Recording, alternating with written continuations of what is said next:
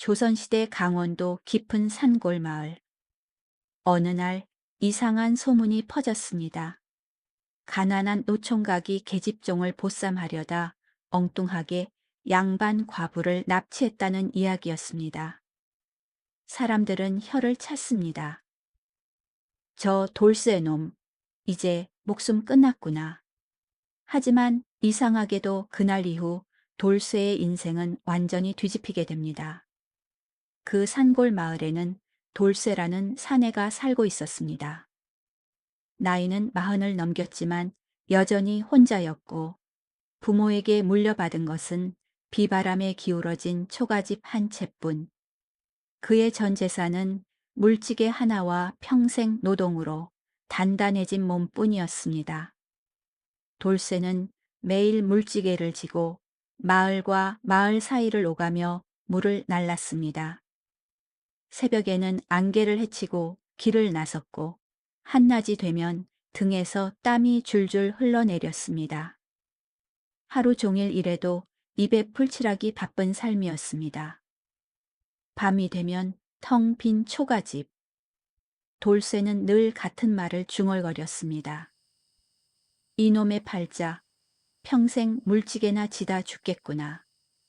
그러던 어느 날 장터에서 막걸리를 마시던 돌쇠에게 마을의 중매쟁이인 곰보 아주머니가 다가왔습니다.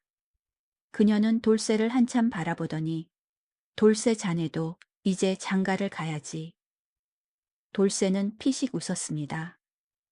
나 같은 놈을 누가 데려가겠습니까? 그러자 곰보 아주머니는 주위를 살피더니 목소리를 낮췄습니다. 김진사다에게 새로 들어온 계집종이 하나 있는데 얼굴도 곱고 얌전하더군. 그리고 뜻밖의 말을 꺼냈습니다. 오늘 밤 자시의 뒤뜰 감나무 아래에서 서방님을 기다린다더라. 자네가 가서 업어오면 되는 거지. 보쌈이었습니다. 돌쇠는 처음에 겁이 났습니다. 하지만 평생 혼자 살아온 사내에게 그 말은 마지막 기회처럼 들렸습니다. 결국 돌쇠는 약속을 해버리고 말았습니다. 그날 밤 달빛조차 구름에 가려 사방이 칠흑 같은 어둠이었습니다. 돌쇠는 숨을 죽인 채 김진사댁 담을 넘었습니다. 그리고 감나무 아래에서 사람의 기척을 느꼈습니다. 저 여인이구나. 돌쇠는 그렇게 믿었습니다. 그는 여인을 조심스럽게 안아들었습니다. 여인이 놀라 몸부림쳤지만 평생 물지개로 단련된 돌쇠의 힘을 당해낼 수는 없었습니다. 돌쇠는 그대로 여인을 업고 어둠 속을 달려 자신의 초가집으로 돌아왔습니다. 여인의 몸에서는 은은한 난초 향기가 났고 옷감도 이상하게 부드러웠습니다. 하지만 돌쇠는 생각했습니다. 이제 내 팔자도 풀리는구나. 그리고 다음 날 새벽 돌쇠가 보쌈에 온 여인은 계집종이 아니라 양반가의 젊은 과부 윤씨 부인이었습니다. 돌쇠는 크게 놀라며 죽을 죄를 지었다고 빌었지만 윤씨 부인은 그를 관계 고발하지 않겠다고 말했습니다. 오히려 지금 집으로 돌아가면 자신이 부정한 여인으로 몰릴 수 있다며 당분간 돌쇠의 집에 머물며 방법을 찾자고 제안합니다. 그렇게 두 사람의 이상한 동거가 시작되었습니다. 며칠 뒤 윤씨 부인은 자신의 사정을 털어놓습니다. 그녀는 원래 한양 명문가 출신의 딸이었습니다. 하지만 결혼한 지 얼마 되지 않아 남편이 병으로 세상을 떠났습니다. 이후 시댁 친척들이 숨겨진 재산 문서를 노리고 그녀를 괴롭히기 시작한 것입니다. 남편이 죽기 전 막대한 재산 문서를 숨겨두었다는 소문 때문이었습니다. 한편 곰보 중매쟁이는 소식을 듣고 놀라워했습니다. 사실 그녀는 김진사와 한패였습니다. 원래는 계집종을 이용해 윤 씨 부인을 감시하고 재산 문서를 찾을 계획이었지만 돌쇠가 윤 씨 부인을 직접 보쌈해 오는 바람에 일이 틀어졌습니다. 그러나 김진사는 오히려 잘 됐다며 윤 씨 부인이 천민과 도망쳤다는 소문을 퍼뜨려 그녀를 부정한 여인으로 몰아내고 재산을 차지하려 합니다. 마을에는 곧 소문이 퍼졌습니다. 마을 사람들은 돌쇠를 손가락질하며 조롱하지만 윤 씨 부인은 나는 그대를 믿습니다. 라며 돌쇠를 격려합니다. 그러나 김진사는 관아 아전들에게 뇌물을 주어 돌쇠의 집을 수색하게 합니다.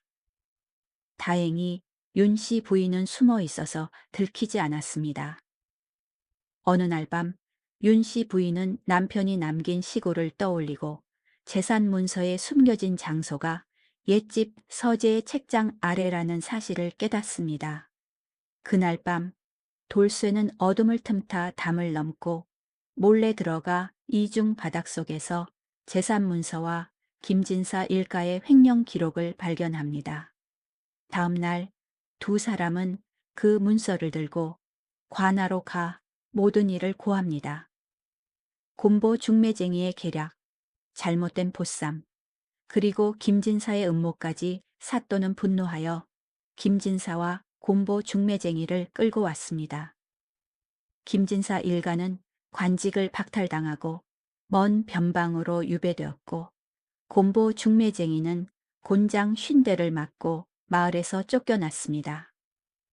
윤 씨 부인은 재산과 명예를 되찾고 돌쇠도 누명을 벗게 됩니다.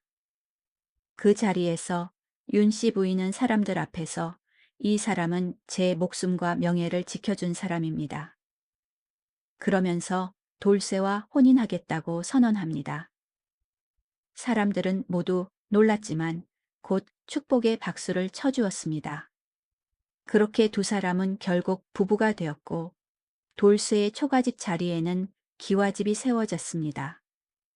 그리고 두 사람은 매년 봄이 되면 마당에 복숭아 나무를 한 그루씩 심었습니다. 세월이 흐르자 그곳은 울창한 숲이 되었습니다. 마을 사람들은 그 숲을 이렇게 불렀습니다. 보쌈 복숭아 숲.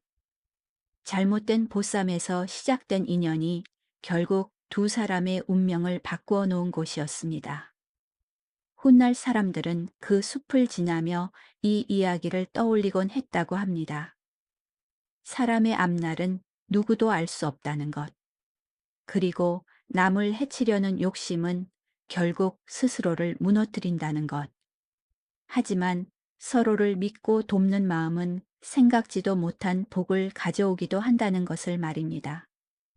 그래서 지금도 봄바람에 복사꽃 향기가 퍼지는 날이면 마을 사람들은 이렇게 말한다고 합니다.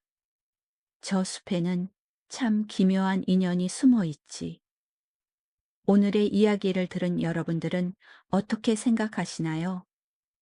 남을 모함하여 해를 가하려 하면 김진사처럼 결국 본인이 그 굴레를 쓰고 본인이 파멸한다는 내용의 이야기 바쁘게 살아가는 오늘 우리도 우리의 모습을 돌아보는 계기가 되었으면 합니다.